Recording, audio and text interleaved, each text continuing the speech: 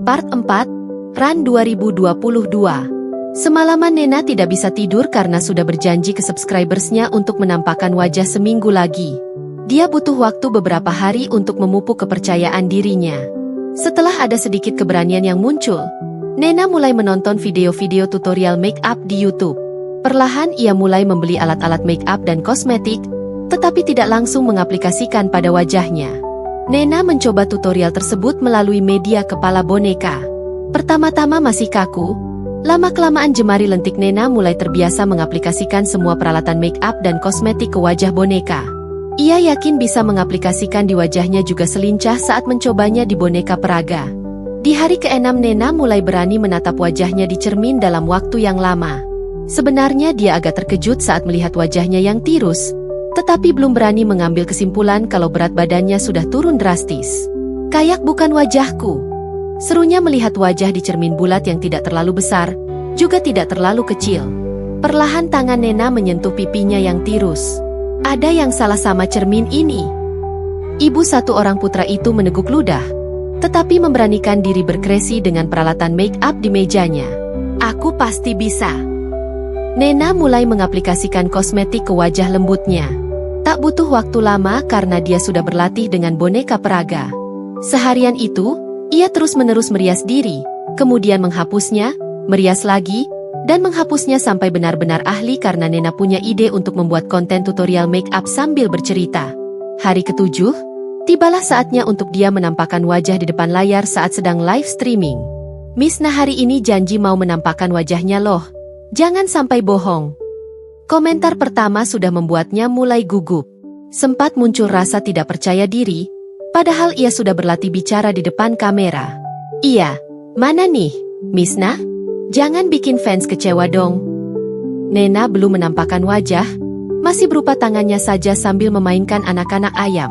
Setelah cukup ramai komen, Nena pun merasa sungkan dan akhirnya menampakkan wajahnya. "Hai semua," sapanya riang, padahal tangannya sangat dingin. "Aku Misna." Wah, ternyata Misna cantik banget. Ya ampun, kakak cantik banget. Ini bukan filter kan? Live streaming Nena yang sudah banjir love dan stiker itu semakin ramai komen. "Bukan filter kan, Miss?" Nena mengangkat kedua tangan, mencubit pipinya, melambaikan tangan di depan wajah untuk menunjukkan kalau dia tidak pakai filter. Semua yang menonton live streaming Nena siang itu pun terkagum-kagum. Tidak menyangka di balik layar, yang biasanya hanya tampak tangan, ternyata wajah si pemilik tangan jauh lebih cantik. Suaranya merdu, wajahnya cantik pula, Misna paket komplit. Pujian yang silih berganti membuat Nena tak percaya kalau ternyata dirinya secantik itu. "Masa sih aku cantik?" Nena yang sebelumnya merasa dirinya tidak cantik, tidak berharga, jadi terkena psikologis, sehingga dia tidak langsung bisa mempercayai pujian-pujian itu. Sejak menampakkan wajahnya di live streaming, akun ZZ Misna semakin dikenal. Subscribersnya juga bertambah terus. Pundi-pundi uang pun berkumpul karena jadi banyak online shop ataupun toko offline yang menawarkan kerjasama endorse produk. Tidak aku sangka karena live streaming jadi bisa menabung lebih dari yang aku harapkan. Di tempat berbeda, Reviga mulai sibuk mempersiapkan kedatangan Raswan yang kurang dari 1 bulan lagi. Wanita berbibir tipis itu sudah memberitahukan ke keluarganya kalau kekasihnya, Raswan, akan melamarnya sepulang Satgas. Pada teman-temannya juga sama, dia berkata kalau akan segera menuju pelaminan. "Bukannya Raswan masih punya istri ya, Ga?" tanya Lupi, teman akrab Viga di tempat kerja. "Mau pisah kok. Mas Raswan tuh bilang ke aku kalau dia dan istrinya sepakat akan bercerai sepulang Satgas," sahut Viga yang sore itu sedang dismoothing ulang rambutnya. Lupi yang sedang cerambat di sebelahnya menoleh dengan mengernyitkan dahi. "Mereka punya anak enggak?" "Ada 1, cowok." "Ah, biar aja ikut ibunya, supaya nggak ganggu hidup baru Mas Raswan denganku." Viga tampak acuh saja saat membahas masalah anak, tak berperasaan. Petugas salon yang menangani rambut Viga ikut nyeletuk. "Kayak aku, Mbak, nikah dapat udah 1 anak. Hedeh, anaknya bikin repot. Kadang dia bisikin ke papanya suruh balik lagi ke mamahnya gitu. Hi, pengen aku tampol rasanya kalau nggak ingat dia anak suamiku. Padahal masih kecil loh, kelas 4 SD. Reviga menjentikkan jari. Nah, kayak gitu yang aku takutkan juga. Mbak, Anaknya bisa bikin runyam. Walau kayaknya nggak bakal balik juga sih Mas Raswan ke istrinya. Secara istrinya itu gendut, kumal, nggak banget deh gayanya.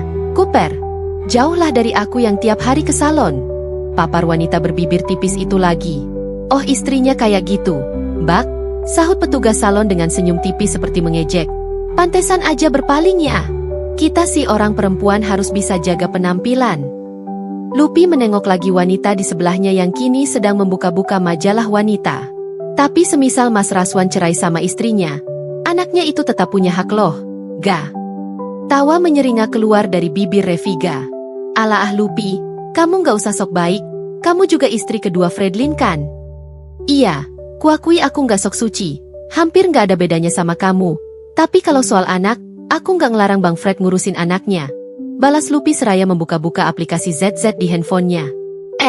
Tapi istri pertama suamimu sebenarnya cantik loh. Kenapa bisa kecantol juga sama kamu, Lupi? Lupi tertawa. Namanya juga lagi digoda setan. Main sama selingkuhan katanya lebih nikmat loh daripada sama istri sah. Reviga dan Chapster Salon terkekeh mendengar pernyataan Lupi. Kalau Mas Ras lebih menyukaiku jelas sih, istrinya itu kayak karung beras kumal. Ejek Viga dan mereka terbahak-bahak lagi. Tanpa sengaja video Misna muncul di akun ZZ Lupi. Wanita berambut lurus sebahu melihat ke layar handphonenya. Oh ini seleb ZZ yang namanya lagi booming. Tutur Lupi sambil berdecak kagum dengan kecantikan wanita bernama Misna. Reviga melirik. Kamu lagi lihat apa? Bang.